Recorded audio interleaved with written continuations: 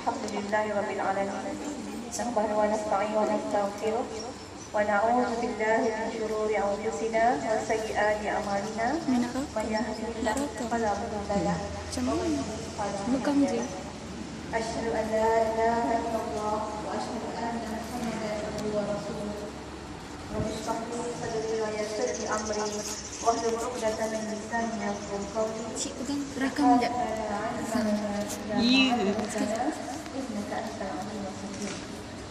Kepada ibu-ibu, ya, puan-puan yang saya kasih sekalian, Assalamualaikum warahmatullahi taala wabarakatuh.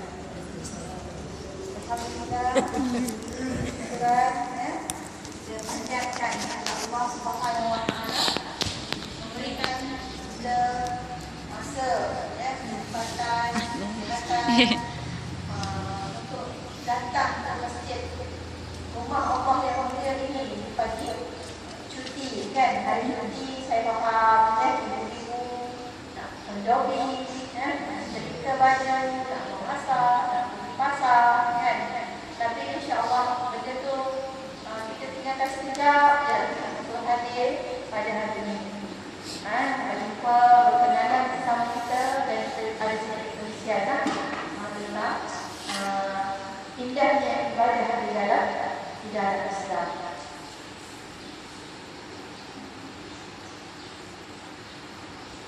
Jadi perkataan ibadah adalah merupakan perkataan yang biasa kita dengar, kan?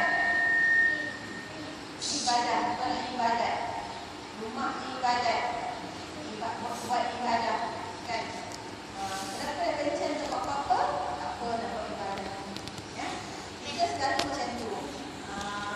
Orang ibadah pencen, kan? Kita lapang, nak besar, baru nak Cicun, bolehkah taruh di depan tu? Rakam. Depan mana? Ambil lah Di kursi. depan tu apa? Boleh tak? Boleh ke depan sana? apa tujuan kita dilahirkan? Wa ma khalaqtul jinna wal insa Illa liya'budun. Allah berfirman, tidak aku jadikan, tidak aku ciptakan manusia melainkan untuk beribadah. Ya? Jadi ibadah ini mempunyai pengertian yang sangat luas. Ini kita bincang. Apakah hanya sembahyang dikatakan ibadah? Kan duduk di masjid untuk ibadah. Di dalam rumah kita ibadah tak? Menyusu anak tu boleh kita ibadah atau tidak? Dapat pahala atau tidak? Kan? Melayani suami, mengajar di sekolah, kerja di pejabat, itu ada atau tidak kata ibadah? Ya? Nanti lepas ni kita nak terangkan benda-benda ni supaya kita jelas. Ya? Alhamdulillah kita dilahirkan seorang Muslim dan kita rasa berbangga menjadi seorang Muslim. Ya, puan-puan semua, puan-puan yang dekat sini, dari sini kita nak jawab ada beberapa persoalan. Kan? Bila orang tanya kita ni dari mana? Dari mana hendak ke mana? Ya? Dari mana hendak ke mana dan kenapa? Saya bertanya puan tak? Puan dari mana? Dari telefon, ya? Puan dari mana? Dari Sembilan. Itu adalah soalan jawapan kepada kita tinggal di mana, kan? Dari mana? Kita ni sebenarnya daripada Tanya. inna lillahi wa inna ilaihi raji'un. Sesungguhnya kita daripada Allah dan kita akan kembali kepada Allah. Puan-puan, ingat tak kita ni sebenarnya asalnya siapa? Asalnya orang Telipok saja. Orang Kinabalu ataupun orang Miri datang berhijrah ke sini, orang Kuching. Sebenarnya kita daripada syurga. Ya, asal usul kita daripada mana, puan-puan? Dulu datuk kita, moyang kita Adam alaihissalam dan nenek kita Hawa, mereka adalah penghuni syurga. Jadi kita ni sebenarnya daripada syurga. Puan-puan ni sebenarnya asal usul ni daripada syurga. syurga. Nak balik tak balik semula ke syurga? Ha. Kalau kita kampung halaman kita di Miri, kita rasa mau balik pada Miri kan. Jadi sekarang kita sudah tahu kita asal usul kita bukan Miri. Asal usul kita bukan Depok. Asal usul kita syurga. Jadi kita kena pulang ke syurga kan. Ha. Tapi ada syaratnya. Syaratnya kena mentaati Allah Subhanahu wa ta'ala. Jadi tanamkan dalam diri kita puan-puan, kita ni ahli syurga, kita asal usul kita sangat mulia, kita berasal daripada syurga. Cuma dulu datuk kita Adam AS digoda oleh syaitan kan makan buah yang dilarang oleh Allah Subhanahu wa ta'ala, dan Allah menghalau Adam dan Hawa mengusir mereka turun ke dunia. Jadi dunia ini adalah tempat sementara. Tempat kita yang kekal abadi mana? Di alam akhirat kan. Tapi mudah-mudahan kita nak balik syurga lah kan. Nabi Adam menciptakan syurga kan. Kemudian dipisahkan kepada Hawa, turun ke bumi, berpisah bertahun-tahun baru jumpa, baru berzuriat anak anak di muka bumi ini kan. Jangan tak tahu itulah sejarah kita yang sangat mulia kan. Jadi syaitan merupakan musuh kita sejak dahulu.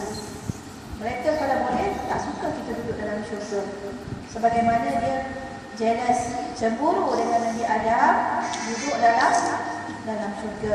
Sebab tu dia goda Nabi Adam supaya makan buah yang Allah tak bagi makan kan, supaya Allah halau Adam daripada syurga. Jadi begitulah akhirnya Nabi Adam AS telah dikeluarkan oleh Allah daripada syurga, turun ke dunia, ke bumi ini, dan kekal menjadi musuh dengan iblis dan syaitan. Ya? Iblis tu asal usulnya, syaitan tu merupakan waris-waris dia. Kita sekarang ni anak-anak kita kena ganggu syaitan bisik-bisik dekat kita kan. Itu syaitan. Yes, asal usul mereka adalah iblis. Mereka ni suka menyesatkan manusia, dan mereka kalau boleh nak ajak kita sekali masuk ke dalam neraka ya. Syaitan ni sejarahnya mereka sombong, angkuh, tidak mahu sujud kepada Adam AS. Jadi sekarang kita dah tahu dah, kita sebenarnya daripada syurga mahu ke syurga, betul tak? Kita tengok dari mana mahu ke mana. Biasa orang kata daripada KK mahu ke Kuala Lumpur kan, tapi kita hari ni jawapan kita agak pelik. Kita dari syurga mahu ke syurga kan. Kita duduk di muka bumi ni hanya sementara, bersinggah, bermusafir, tak kekal. Ada rumah besar, kereta besar, anak bina, tapi tidak kekal. Kita akan kembali ke alam yang kekal abadi, iaitu alam Tuhan. Jadi kenapa Allah jadikan kita macam tu? Kenapa Allah suruh kita datang ke bumi ni kemudian balik ke akhirat? Kenapa? Sebab untuk memuji kita kan. Bismillahirrahmanirrahim. Tabarakalladzi biyadihil mulk alladzi khalaqal mauta wal hayata liyabluwakum ayyukum ahsanu amala. Maha suci Allah yang menciptakan mati dan hidup. Alladzi khalaqal mauta wal hayata liyabluwakum, untuk menguji kamu siapakah di kalangan kamu yang paling baik amalan. Kita tengok ayat tu Allah kata alladzi khalaqal mauta wal hayata. Allah sebut menciptakan mati dan hidup. Kenapa Allah tak kata menciptakan hidup dan mati? Kita selalu cakap hidup dan mati saya kan, hidup mati saya kat sini dah. Tapi dalam Al-Quran sebut mati dan hidup, bukan hidup dan mati. Kenapa? Supaya kita selalu mengingat mati. Kita ni akan mati. Kematian itu satu yang pasti. Sebab tu dalam Al-Quran sebut Allah menciptakan mati dan hidup. Sebelum itu kita di alam lain, bukan alam dunia, alam rahim ibu kita kan. Alam roh. Sekarang kita duduk di sini alam nyata. Jadi kita untuk beribadah. Allah bukan hanya hantar kita ke bumi yang cantik, saujana, mata memandang dengan pokoknya, ada bulan, ada bintang, ada langit, ada sungai, ada laut ni untuk bersukaria saja. Kan? Untuk beranak anak, berkeluarga, bekerja, mempas pulas, mencari rezeki. Itu saja ke? Itu adalah tugas untuk kita meneruskan kehidupan. Kalau kita tak kerja, tak dapat duit. Tak ada duit, nak beli makanan pun tak boleh. Kan? Itu sebenarnya tugas. Tapi sebenarnya tujuan. Tujuan kita dihidupkan bukan suruh makan, minum, sukaria, benak-benak. Itu adalah tugas. Tujuannya untuk beribadah. Tujuannya untuk mengabdikan diri, menghambakan diri kita kepada Allah Subhanahu Wa Taala. Hamba abdi. Kan kita biasa dengar kan? Perkataan hamba abdi.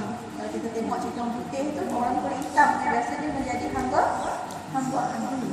Kita pun sebenarnya hamba. Hamba kepada siapa? Allah.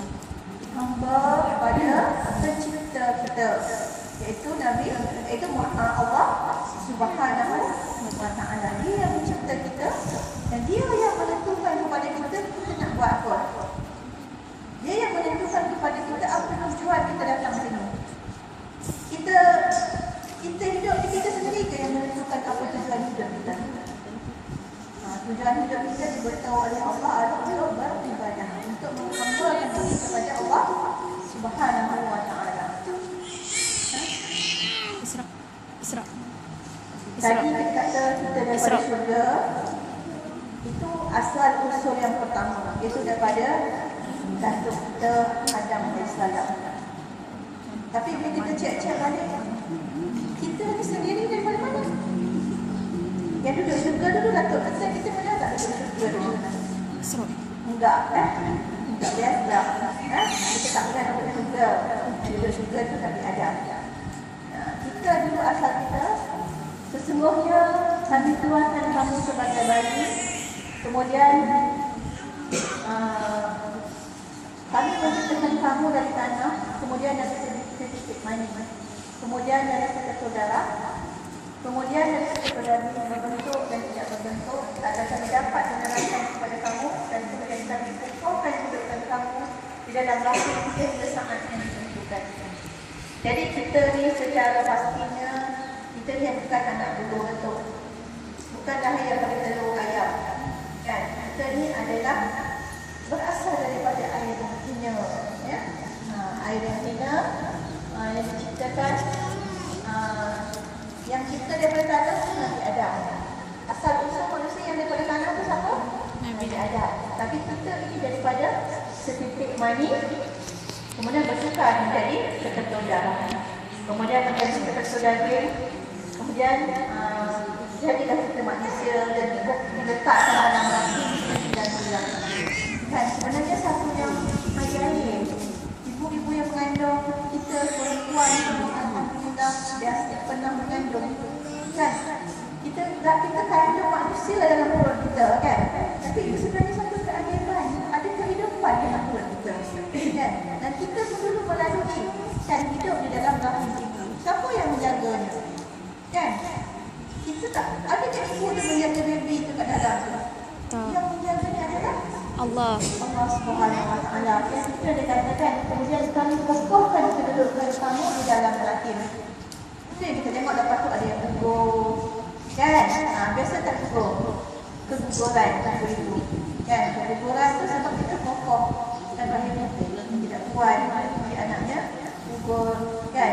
Jadi kita pun macam tu. Allah saja yang menjaga bayi-bayi dalam kandungan.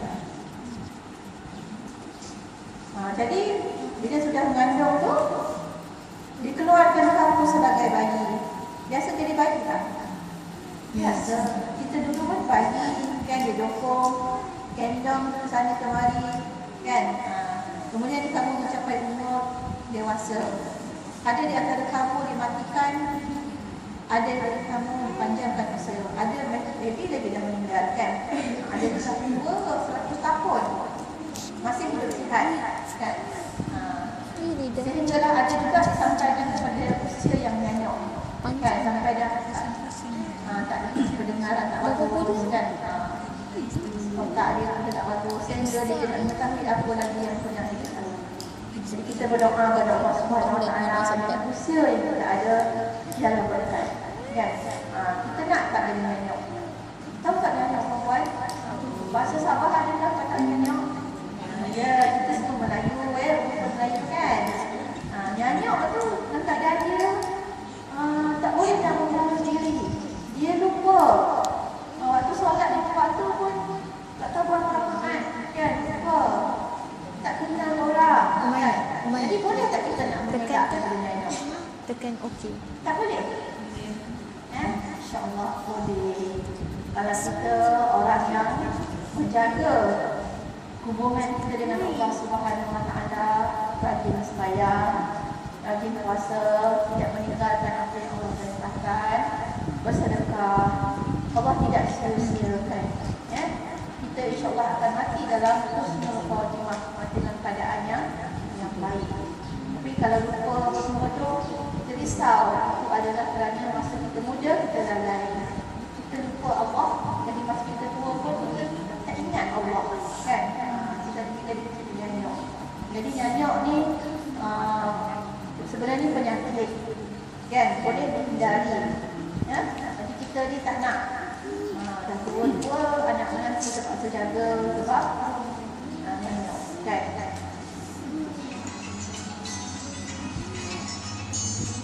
Jadi ibu-ibu kita masih lagi nak jelas kan ya. Tadi kita tahu kita daripada syurga, asal usul kita nenek moyang kita daripada syurga. Kemudian kita ini daripada air mani yang hina kan. Kemudian dia katakan kita ni berada di muka bumi ini hanyalah sementara, umpama musafir yang berteduh di bawah sebatang pokok. Orang yang musafir di bawah sebatang pokok tu dia akan bermalam, akan berkampung dekat situ kan. Mesti tidak kan. Sampai masa ketika ni dia akan bertolak balik, bergerak. Macam tu juga kita di dunia ni tak akan selama-lamanya duduk di atas bumi Allah ni. Kita akan berangkat kan. Cuma kita tak tahu bila.